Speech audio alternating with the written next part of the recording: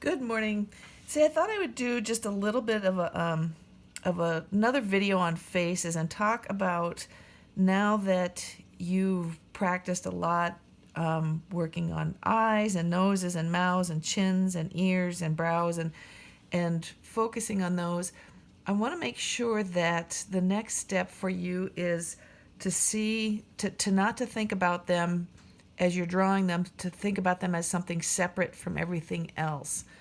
So when we're drawing the eye, it's not just focusing on the fact that it's an eye, it's a fact that it's an eye in relation to the nose.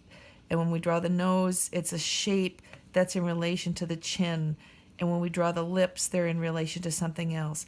So this is what I mean by that is, as you draw this, try to think about how try to think about that there's like a connecting line between whatever the different feature whatever feature you're drawing and the one right next to it, and see if you can make like a connecting line between them. So for example, when we draw the ear, we look at the curve of the ear, and this comes around like this, and obviously on the ear the curve stops right here.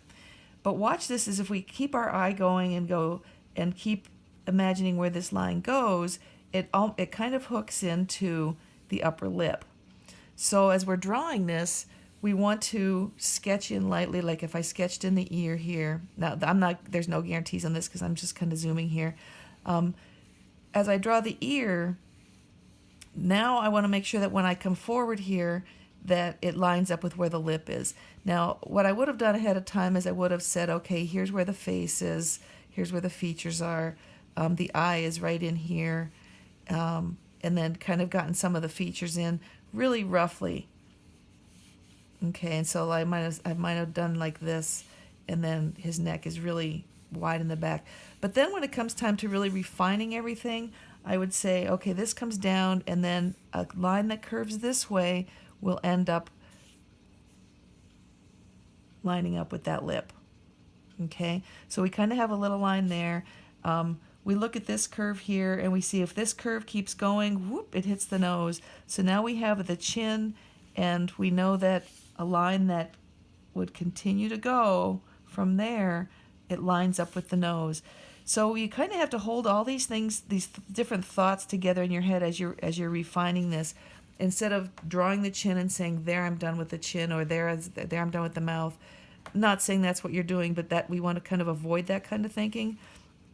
And we want to say, okay, when we come off that little dip of the lip, it measures in it's the same measure as the nose.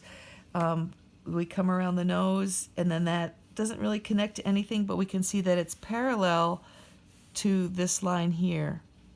Okay. The main features to think about on this particular man, the mask of his face is just kind of this part right here. But all these things are kind of connected to each other. They all exist next to other features. So we want to make sure that as we draw them, that we move our eye in such a way that it's almost like we lay a string across there and say, oh, yep, that's connected. Okay.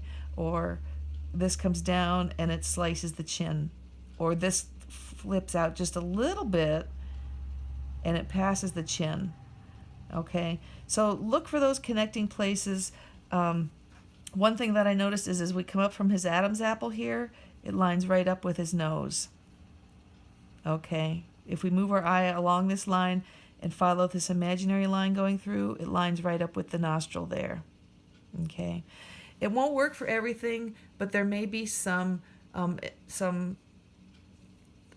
lack of a better word, strings that you can attach to things to help you anchor things in place so that you know where to put everything. This one's going to be kind of short.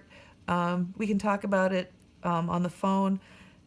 But that's one thing I want to think about now, because the next thing to think about is keeping your eye moving around as you're setting it up, to see how one thing is related to the other in this picture. Okay. Also, of course, we know the top of the ear is even with the eyebrow, and so if we move that line across, we can see it's a nice little arch. If we follow the curve of the eyebrow, it hits the bottom of the ear. Okay, and if we follow the gentle curve of that eyelash, it hits the top of the ear.